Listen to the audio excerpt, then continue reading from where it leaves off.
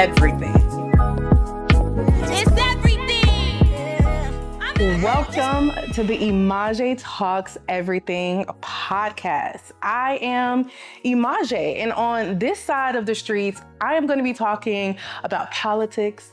I'm going to be talking pop culture, and I'm going to be talking everything in between. So welcome, come in, get your your headphones on, get your popcorn, whatever you got to do to get ready. I'll wait. Okay, that's enough time.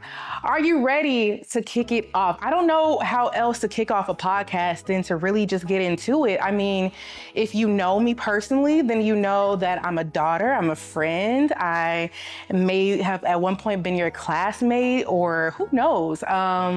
If you know me professionally, then you know that I am an attorney by profession. If you don't know me at all, well, hey girl, hey homie. But the point of this podcast really is, it's really gonna give me an opportunity to share my thoughts and my opinions, and I have a whole bunch of them, child. I have a whole bunch of them.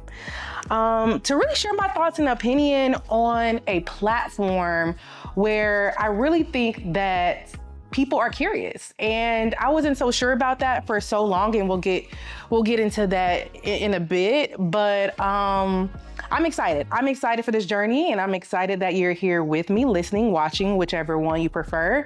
But again, I think the best way really to kick off this podcast is to kind of get into it. And so with that, I'm going to introduce the very first segment of my podcast. And this is a part of the podcast where I'm going to be talking about hot topics, and we call it Everything in the News, which is pretty self-explanatory because I'm going to be talking about everything that's in the news.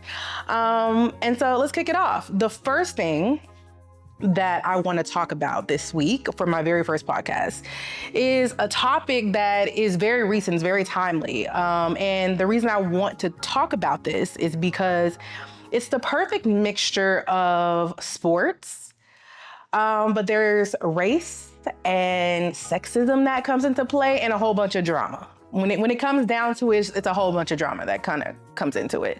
And so the very first thing I want to talk about is the Angel Reese versus Caitlin Clark debacle topic, whatever you want to call it.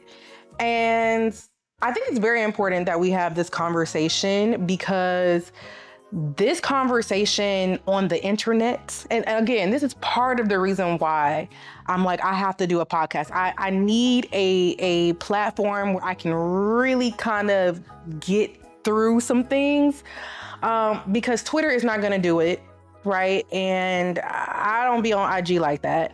And the conversations that I'm seeing online about this topic are a little dense. I said it. They're a little dense. And so the first thing you're gonna learn about me, we're gonna pull up receipts and we're gonna read.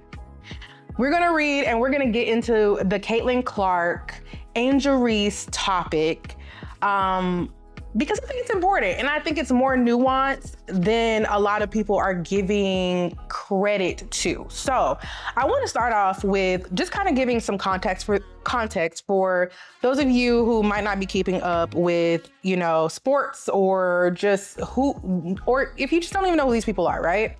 So for context, Caitlin Clark and Angel Reese first hit the national conversation, national news after the 2023 NCAA championship game, right? So Caitlin Clark was a member of the Iowa's team, and Miss Angel Reese was on LSU's team. And earlier in the championship games, right? Caitlin Clark was playing another team, and at one point, just in a braggadocious, I'm a baller, I play kind of way, she kind of does the "you can't see me," like this whole situation, right?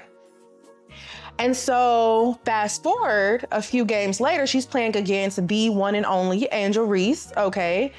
Bayou Barbie, I think that's what Angel go by. Is that what Angel go by? Y'all let me know.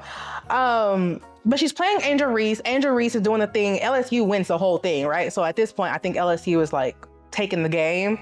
And Angel Reese responds to Caitlin Clark with the same "you can't see me" situation, right? And after she does that gesture that Angel Reese did, mimicking the same gesture that Caitlin Clark had just done in a game previously that literally nobody cared about, it popped off, right? Things hit the fan. And so just kind of going to the media firestorm, as they call it, people started really disrespecting Angel Reese almost immediately, right? Instead of it being about two basketball players who were passionate about the game, it turned into this Black girl with an attitude who was, coming after Caitlin Clark, who for whatever reason was being made to seem as like this poor defenseless creature, right? And there was really no resolve. I mean, that's really where it started. And to be quite frank, that's still kind of where we are. Both women, incredible athletes, both women, incredible athletes. We have to start there. They both get drafted to the WNBA shortly thereafter. Caitlin Clark now plays for the Indiana Fever. Angel Reese, she now plays for the Chicago Sky, right? So there's been this rivalry since they were in college. Let's start there.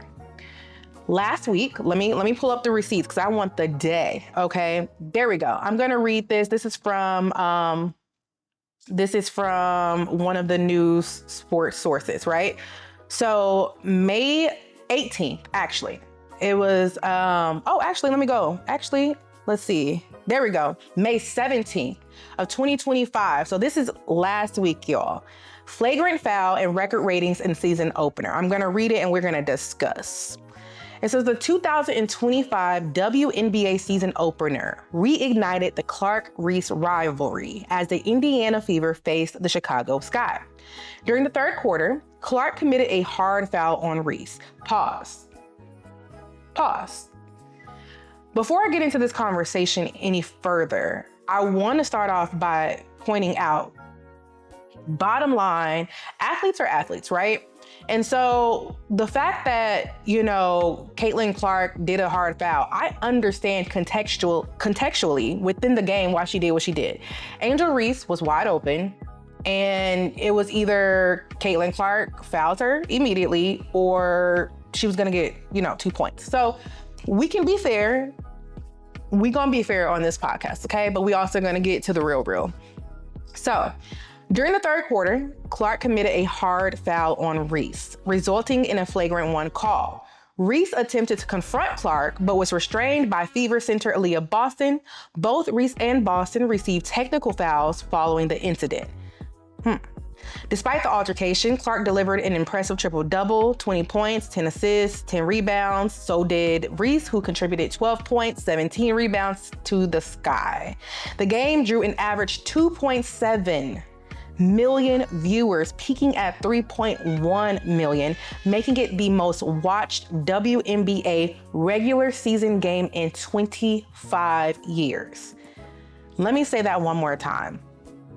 Making it the most watched WNBA regular season game in 25 years. That's important. That's very important. Why, Maj? Why is that important? Oh, by the way, if I refer to myself as Maj, that just means we cool. That just means we friends. That means we here. Are we here? But why is that important? It's important for many reasons. A huge reason why this Caitlin Clark versus Angel Reese situation is really taking off is because it's a story. You might not be into sports. You might not care about the game of basketball, WNBA. You should watch. You should support, absolutely, because they are incredible athletes. But people attach to the story, right? What is the story? In the Caitlin Clark, Angel Reese situation, the story is you have this, star athlete, that's Caitlin Clark. And you have another star athlete, that's Angel Reese. And they have this rivalry. But the undertones of that rivalry is really the issue and really the crux of a lot of the conversations that's happening, because the problem is people are not keeping it on the court. It's becoming black versus white. And unfortunately, a lot of people who support Caitlin Clark and the amazing athlete that she is are using the sport, they're using the game as a cover for their racism, for their bigotry, and for their prejudice. And that's really what this conversation is about. So we have the sports, right? Both girls did good, WNBA, college athletes to WNBA athletes, but here's where the racism part comes in. Because instead of just saying that you don't like Angel Reese because she's a black woman, because she's an unapologetic black woman, you are making this a race issue. And unfortunately, we see this quite a bit across sports and across different scenarios, because the reality is racism, sexism, all of these isms, they do not exist in isolation. They do not exist in a box. And so people aren't just watching the Caitlin Clark, Angel Reese matchup because they're two great athletes. No, there are a lot of people who are rooting for Caitlin Clark because they want Caitlin Clark to beat that unapologetic black girl who, you know, does her own thing and is on her own time. And if you don't believe me, well, there's receipts. For example, there is an article, and shout out to another YouTuber who inspires me and who I really enjoy listening to, Kimberly. What is her last name? I'm gonna have to insert her name somewhere. But I was listening to her podcast. And she mentioned an article that I went and read. It was a study that was done. And the name of the study is Telling My Sons How Angel Reese Stood Toe-to-Toe with the KKK and Won. Colorblind Racism and Intersectionality in Sports Discourse on Social Media. Before I get into this, let's remember, it was the most watched WNBA game in 25 years. That means that there are people who were watching that game who do not normally watch sports, who do not normally watch the WNBA season, but they're tuned in. And why? Because of social media, because of the story. But the story, that is the theme. The story here is the issue. And so I want to read just a little bit from this study that was done so that you can get the context of how people are taking two-star athletes, taking the game and making this something that it doesn't need to be, and draw a correlation between how racism and all of the isms never escapes you, right? It never escapes you. So I'll just read this really quickly. This study explores the dynamics of colorblind racism, intersectionality, and racially coded language in sports discourse on social media, Twitter, X, all of that. Focusing on the contrasting public treatment of African-American athlete Angel Reese and white American athlete Caitlin Clark before, during, and after the 2023 NCAA Women's Basketball Championship. Analyzing over 700,000 tweets using AI, we identified distinct patterns in fan interactions that reveal pervasive elements of colorblind racism and intersecting gender biases in the post-Title IV era. Although Clark and Reese performed nearly identical gestures, this whole, now you see me, gesture at different times, Clark's behavior was often perceived as more acceptable compared to Reese's, underscoring how both racial and gender dynamics shape public perceptions. In addition, we observe a tendency among Twitter users to downplay the significance of racism, i.e. they're minimizing how race is showing up in the discourse around Angel Reese, the story of Angel Reese versus Caitlin Clark, and engage in cultural racism, supporting colorblind racist framing. However, the findings of the study also highlight an emerging counter discourse that challenges these narratives, with supportive reactions towards Reese significantly outweighing the negative and directly opposing the colorblind racism frames. This research contributes to the literature on race, gender, sports, and digital media. So I encourage anyone who has time or is interested to go check out the article. But there's an important line that I want to get to. So we talked about the sports. We've talked about how race plays a part in the sports. Now it's time to get to the drama. So there's an important line in what I just read that I'm going to read again. It says, let me find it. There we go. In addition, we observe a tendency among Twitter users to downplay the significance of racism and engage in cultural racism, supporting colorblind racist framing. Now, Emajae, you're talking about all of this stuff. What does this have to do with the drama? Well, that is drama in and of itself, but what does this really have to do with the drama of this week? Because this happened last week. This whole Caitlin Clark, Angel Reese foul situation, that happened last week. Enter RG3. Now, for those who are not familiar, RG3, Robert Griffin III, I gotta be honest, I don't know much about him, and I didn't really look up much about him because I don't care. I'm gonna be honest with you, I just don't care. But I know enough to know that he was a great college athlete who barely made it in the NFL, and now he has a microphone in front of him.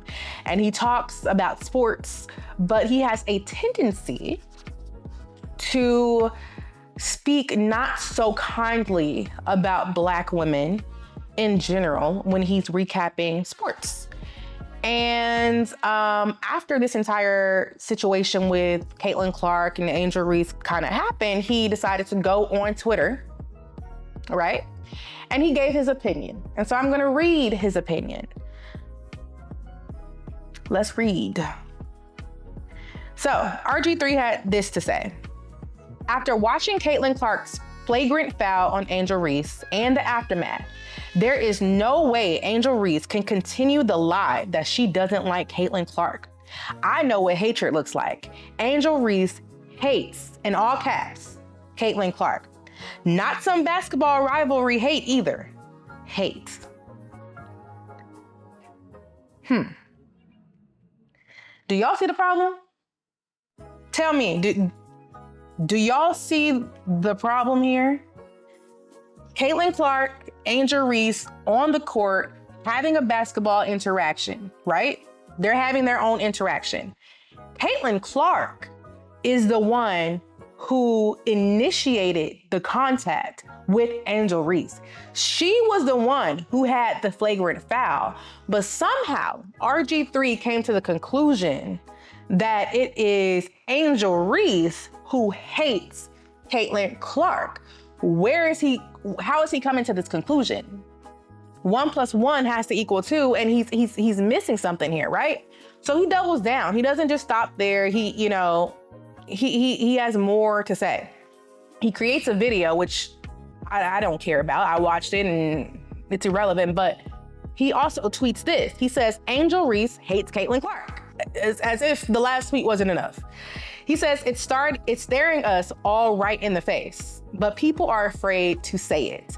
Won't answer questions about Caitlin Clark. Gets mad when people praise Caitlin Clark for the explosion of popularity around women's basketball. Celebrates her, blah, blah, blah, blah. So he's doubling down on, this whole idea that Angel Reese, for whatever reason he believes, hates Caitlin Clark. Right. Mind you, they both get a check. Mind you, Angel Reese seems unbothered most of the time, okay? My girl be at the Met Gala one day and it's giving unbothered, but for the sake of the conversation and the importance of the conversation, we will continue. So after RG3 says what he has to say about Angel Reese, we need to enter Ryan Clark. Now, Ryan Clark also is an ex-NFL athlete. He currently is most notable for being kind of the lead host, but a member of another podcast called The Pivot. The Pivot is fundamentally a sports podcast, but they've pretty much branched off into, interviewing all kinds of people. They've interviewed former President of the United States, Barack Obama. They've interviewed, I believe, The Rock. They've interviewed quite a few people. Who is Who is Simone Biles' husband? We don't know his name over here. I don't know. But Simone Biles' husband, the interview that kind of blew up when anyway. That was the podcast, right? The Pivot. So Ryan Clark is a part of the Pivot, and he basically goes on his podcast and he responds, and he basically calls out RG3 for being so critical of Black women, and not just being critical of Black women, but to the point where there's no longer any objectivity in the way he recaps sports. Now, the way Ryan went about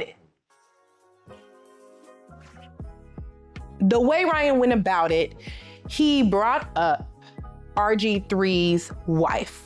RG3 apparently is married to a white woman. And the point that Ryan Clark was making is simply this. Perhaps the reason why you, RG3, have a tendency of being so hard on Black women, and perhaps the reason why you go so hard for white women at the expense of Black women, is because you are not surrounded by Black women. You do not conversate or interact with Black women. And Ryan Clark is saying that based off of his personal experiences with RG3,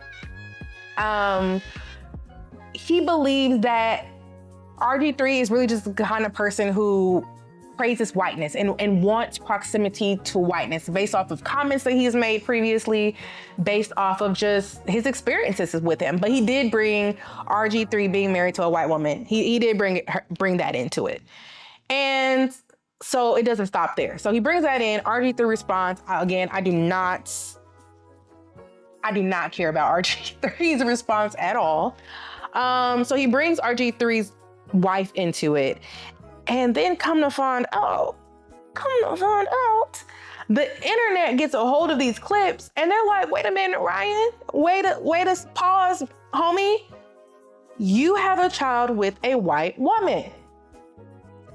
So then Ryan Clark comes back out and he's like, yeah, I do have a child. I have a mixed child, and her mother is white, and blah, blah, blah. And as of like literally today, Ryan Clark has apologized, whatever. The reason why I think that this whole kind of back and forth is important is for several reasons. Number one, I give Ryan Clark some kudos, because it's not often that people go on their platforms and unapologetically defend Black women. That does not happen often, right? Most of the time, people are at best silent when it comes to Black women. Currently, the WNBA is investigating hate comments that were being made against Angel Reese as she was playing the game. Okay? Caitlin Clark's fans are notoriously known for being racist or putting out racist commentary. And RG3, instead of acknowledging that, instead of keeping it to the game, which back to his own tweets, back to I like receipts, back to his own tweets, he says, not some basketball rivalry hate either. He's literally taking this outside of the context of basketball and perpetrating these ideas behind Black women. Oh, she has to hate. How did you get that from the interaction that happened on the court? And Ryan Clark had the gall to say, you know what, that's not cool. And perhaps maybe the reason why you're bigging Caitlin Clark at the expense of this Black woman, as you've done consistently, is because you have no proximity to Black women. I don't think that's undermined by the fact that Ryan Clark has a child with a white woman. I don't think that's relevant. The point isn't that RG3 is with a white woman. I don't think anybody cares about that. One of the points that Clark made was in his experiences with RG3, he feels like RG3 fetishizes. Did I say that right? Fetishizes. Fetishizes. I don't know if I'm saying that right. Oh my goodness. But his woman in her whiteness, and one of the points he made is, it comes off like you're more obsessed with the fact that you're married to a white woman than focusing on the woman that you're married to. And that's why I feel like the fact that people brought up that, Ryan Clark had a child with a white woman is very irrelevant, because his problem isn't the fact that RG3 is with a white woman. Nobody cares about that. Great for RG3. But perhaps that explains, right? Not the fact that he's married to the white woman, but if you are so attached to the fact that the woman is white, I think Clark's point was maybe that's why you're so identified with Caitlin Clark rather than Angel Reese. I really don't know. I think that honestly, they should have all kept their family out of it. I think Clark should have kept his wife out, RG3's wife out of it. I think that RG3 should have kept Clark's, well, I don't think RG3 brought in Clark's child, but I think regardless, they've lost the plot, right? They really lost the plot. That's the drama of this, has lost the plot. The plot is we are living in a society where people have to realize, especially in the times that we're in right now, nothing happens in isolation, right? The hate that Angel Reese is getting is not because she's an excellent basketball player. It's not because people love Caitlin Clark. It's because it feeds into this narrative that has gone on for centuries and centuries and centuries, that Black women are angry and hateful and this and that. And people are using sports to hide their racism, and they're using sports to hide their bigotry. And until we get to the root of the problem, we're going to remain in a situation where the WNBA is feeding and making money off of racism, because that's what it all comes back to. 25 million people, 2.7 million people watched that game, and it was the most watched WNBA regular season game in 25 years. And you want to know why? Because the Caitlin Clark versus Angel Reese rivalry is really the story of racism. And we got to talk about that. But I think it's time to move on. I think you get my point. And shout out to Angel Reese. Shout out to Caitlin Clark too. Again, two great athletes. I think that Caitlin Clark can do more in terms of being more vocal. I do think that she has a responsibility. Maybe that's an unpopular opinion, but if you know that your fans are feeding into racism and you are anti, racism, then yeah, I do think that you should use your platform a little bit more than you are. But again, let's move forward. And let's talk about something that's way, way, way more important. Why is Kim Kardashian walking around saying that she a lawyer? Can somebody explain that to me, please? Kim Kardashian just graduated law school? I don't know. So let's get into it. In 2018, Kim Kardashian entered some program, and I have it pulled up. Let me see if I can get the name of this program, because I'm gonna be honest, I'm very confused by this. And it's kind of on brand that I'm talking about law in my first episode, but it's timely and this is bothering me, and I would like y'all's opinion. But so let's see. It says that on Wednesday, May 21st, the reality star 44 revealed she had graduated from her 4-year law office study program in a series of videos. Okay. If it was 4 years, why did it take her 6? I'm confused. Okay, it says over the course of this program, Kim has dedicated 18 hours a week, 48 weeks a year for 6 straight years. Okay. I'm still trying to figure out how we get to Yeah, I'm not getting it. I know that she took the baby bar. Oh, here we go. It says, oh, here we go. Reading is fundamental. Rather than attending law school, Kim, who never graduated college, followed a path only California and 3 other US states offer to qualify for the bar by being an apprentice with a practicing lawyer for a judge. In 2018, Kim became can I read? Oh my gosh. Kim began an apprenticeship with a law firm in San Francisco.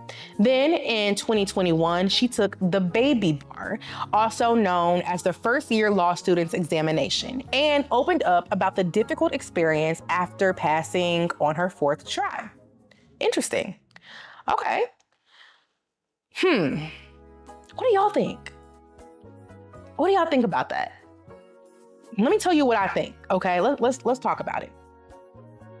Every single time that I hear about Kim Kardashian and taking the bar and doing the apprenticeship and then I always have mixed feelings. The first reason I have mixed feelings is because, honestly, I just feel like, as someone who attended law school, let's back up, right? Let's kind of go back, right? As someone who studied to get into law school, who took the test, who paid for tutors while working a full-time job so that I could do well enough to get into the law school that I wanted to get into, then taking the test, then doing the applications, getting into the law school, then being in law school for 3 years, right? And then graduating and not even truly feeling like you could celebrate because, oh my gosh, you have to take the biggest test of your life, the hardest test of your life, which is the bar exam. It does make me feel some kind of way because I'm like, there are no shortcuts to this. You know what I'm saying? There are no shortcuts. Like, I think all of the time, like, what if people try to shorten, the qualifications for being a doctor? I would not be down for that, okay? I'm gonna just tell you now, I need the person who's been in school all of the years. You know what I'm saying? And maybe it doesn't translate 100% right to this scenario. However, I think the fundamental issue remains, which is, what did Rev Run used to say? Who used to watch Run's House? Did y'all used to watch Run's House? Is that just me? Run's House, I remember at the end of every episode, Rev Run used to sit in his tub on his phone, typing these inspirational quotes. And I'll never forget, he said, if you take shortcuts, you'll get cut short. And I kind of feel like she's taking shortcuts. And it's graduation season. I know so many people who've just graduated law school, and you want to know where they probably are right now? Somewhere locked away, studying for the bar exam. Which, shout out to y'all, whoever is studying for the bar exam, especially if you're taking time to watch Emajae Talks Everything. Finish listening, finish watching, and then get back to studying, okay? But they're doing the work. They're not taking shortcuts, and I don't wanna minimize the effort that she's put in. Kim Kardashian has a lot going on. So, and I think it's awesome. Well, let's transition, right? So those are the reasons why I'm like, I'm not feeling this. On the other side, I have so much respect for anyone, Kim Kardashian included, who is willing to go outside of their comfort zone, try something new, try something that perhaps they're not known for, and expand their knowledge, expand, what they want to do in this life, because really you only get one, right? And so if she wants to go from the reality star Kim Kardashian to an attorney, I personally wish she would have went another way, right? But I have mad respect for the fact that she wants to be an attorney, which really kind of brings me to the second part of my podcast, which is talking about everything on my mind. And this segment of my podcast is where I'm going to talk about some deeper things. I mean, it won't always be deep, okay? And I'm not really even sure that this is deep, but this is where we transition away from like the hot topics and more into just my thoughts on whatever I'm thinking about that particular day or week or whatever. But tying it to Kim Kardashian, right? And the reason why I do have so much respect for the fact that she's trying something different and so much respect for the fact that, she's doing her own thing is because that's why I have decided to start my own podcast, is because I wanted to do something that's, well, let me step back. Okay. So, why did I start a podcast?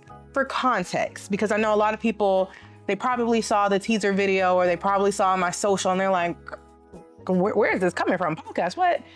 Fun fact, I have always wanted to do something like this. When I was in high school, I was a reporter for a period of time. I did sports reporting.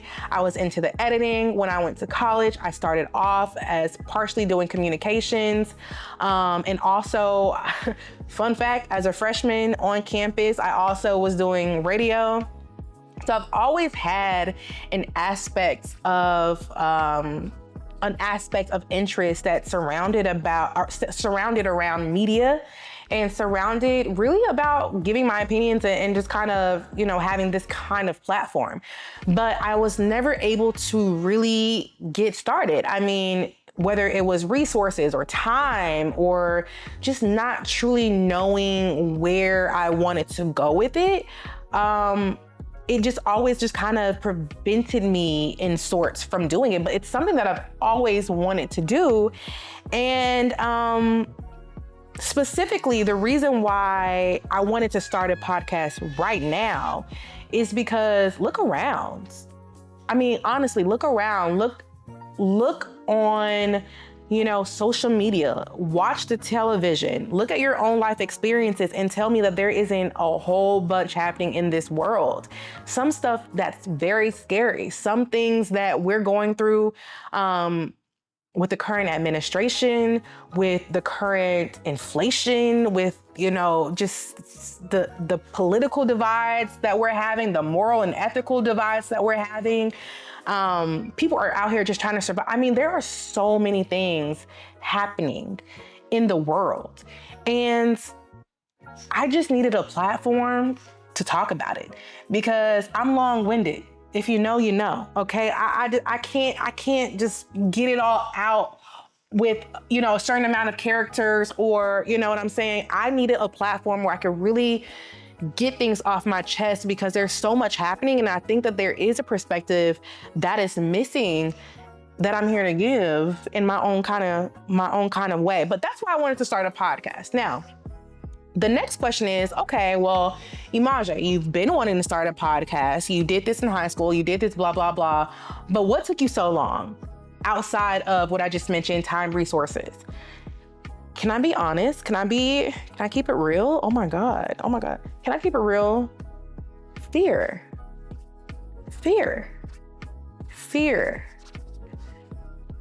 I did not start a podcast in part, and I have my notes. So if you see me looking down or taking pauses, it's just so that I can remember everything. But there's a level of fear that comes along with trying something that maybe you're not known for or that's different for you, right? Fear of failing, fear of being seen, fear of trying something different, fear of having to learn, something that you don't know about. Like if only y'all knew how many wires and cameras I've been, dealing with and all of the things. And there's so many different ways that we allow fear to trap us, right? Like, and keep us in these boxes. And when I was kind of telling different people about my idea, it's so funny because I'd say, hey, I'm thinking about starting a podcast. It's really something that I think it's about time that I do. I feel like the time is now. My gut is telling me I need to go after it right now. So many people will respond with, oh my gosh, I've thought about doing X, Y, and Z. I've considered doing this over here, or I've considered doing this over there. And I said, well, why haven't you? Enter fear-based excuse, right? So many of us are afraid of being judged. So many of us are afraid of being seen truly. And also there's a level of vulnerability that I'm going to have on this podcast, which is also fear-based because this is the internet, not the internet, right? This is the internet. And what you put out is forever out there. But I think that vulnerability is a muscle that you have to kind of practice. And I think that this platform will help hold me accountable in being vulnerable and honest and transparent about my thoughts, and really just be a great way to look back on, you know, my thoughts over time, right? And I just turned 29. I dropped my teaser on my birthday, and that was not by accident. It was actually symbolic for the fact that me turning 29 years old, it's like, it's time. It's time to go after all that you want. And I hope, if nothing else from the first episode of this podcast, if nothing else, you take away, do whatever it is in this life that you want to do. And I recognize that there is a level of privilege in that statement, right? There is. But if you have a thought, an idea, do not let fear trap you and keep you away from doing it. Because had I started this podcast 10 years ago, who knows where I would be? Who knows the conversations that I could have been having with you all, right? But here we are. I'm 29, and I felt like this is the time to curate the life that I want. I'm about to be the big 3-0. You know what I'm saying? I'm getting up there, and I'm getting grown. You know what I'm saying? Don't tell my mama that I'm getting grown, but you know, like, I'm kind of getting grown. And I think it's just important to not let fear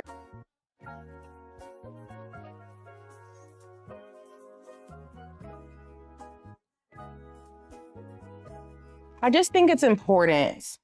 I know that it's important not to let fear be the driver of your life, because you don't want to look back in 10 years, right? I didn't want to look back in 10 years, be turning 39, nearly 40 years old, still thinking to myself, oh my goodness, I have this desire to do this thing, to start this podcast, to talk to people on a deeper level, to reach people, to create this platform, and I never did it. And so, yeah, that's what took me so long, fear. And if you can relate, I would love to know, because I know I'm not the only one. I know that fear of, you know, judgment, fear of failure, it's a reoccurring theme in a lot of people's lives. And I challenge you to not let it drive you. Don't let it trap you in a box, child. You got to get out of the box and do what you want to do in this life, because you really only get one. So let's see. I talked about why now, 29th, growth, not letting anything trap me in a box. And that's another thing too, in terms of like being trapped in a box. Like, do you ever feel like people know a past version of you, or people know you for one thing, right? Or people have an expectation of you in one way. And even that can trap you in a box. Like, one of the beautiful things about me starting my podcast now is I have such a clear vision for it. And part of that is the whole idea of Emajae talks everything, right? This idea that I'm going to talk about politics, I'm going to talk about pop culture and everything in between. See what I did there? You see what I did there? And the reason being is because that's really who I am. Like, I thought about being niche, and in past years, I've been like, well, maybe I'll talk about this, or maybe I'll talk about this. And I was trying to like put myself in like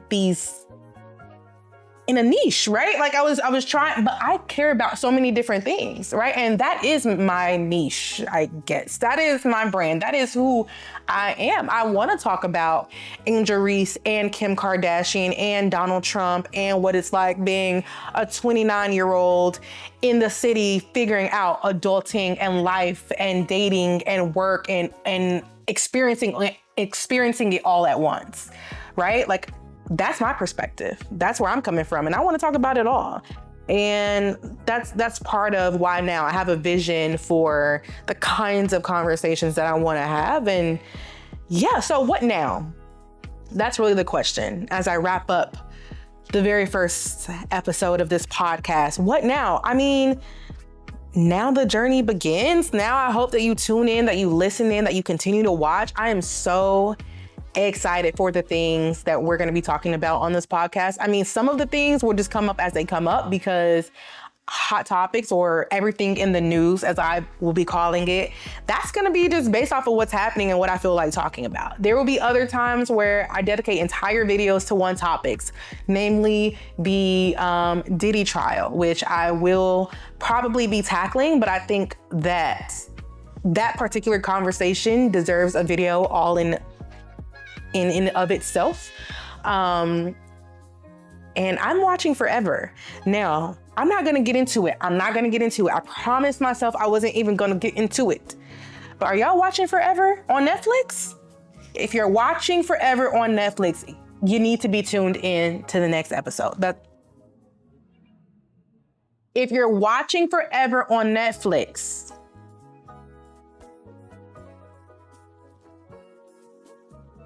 tune into the next episode. Because we're gonna dig deep into that one, okay? And last but not least, we're gonna be talking about what you want to talk about. I will periodically ask what you want me to talk about. I already did the day after I launched my podcast or announced my podcast. I asked just the people who follow me on Instagram, what do you want me to talk about? What are you interested in talking about? And some of them are topics that, trust me, were already on the list. Other things were things I never thought to talk about. People really had questions about a whole bunch of things. Some of them put it to my stories. I had people messaging me to the side. I had people texting me. So we have a lot to talk about. Periodically, I will bring guests on my podcast. So that's gonna be fun. That's gonna be exciting. So yeah, that's what's now. That's what's coming up. I am so excited and so thankful for anyone who is watching, for anyone who is listening, anyone who will be tuning in. I hope you do, because I will be talking about everything. Don't let fear trap you into a box. Don't let fear or anyone or anything keep you from doing what you want to do. That's what this platform is going to be about, encouraging you to do your thing. That's it. Is there anything else? I'm trying to think of a cute way to end this if I'm being real. But I think that's it. I think I will see you next time. I am Emajae. I talk about everything. Talk soon.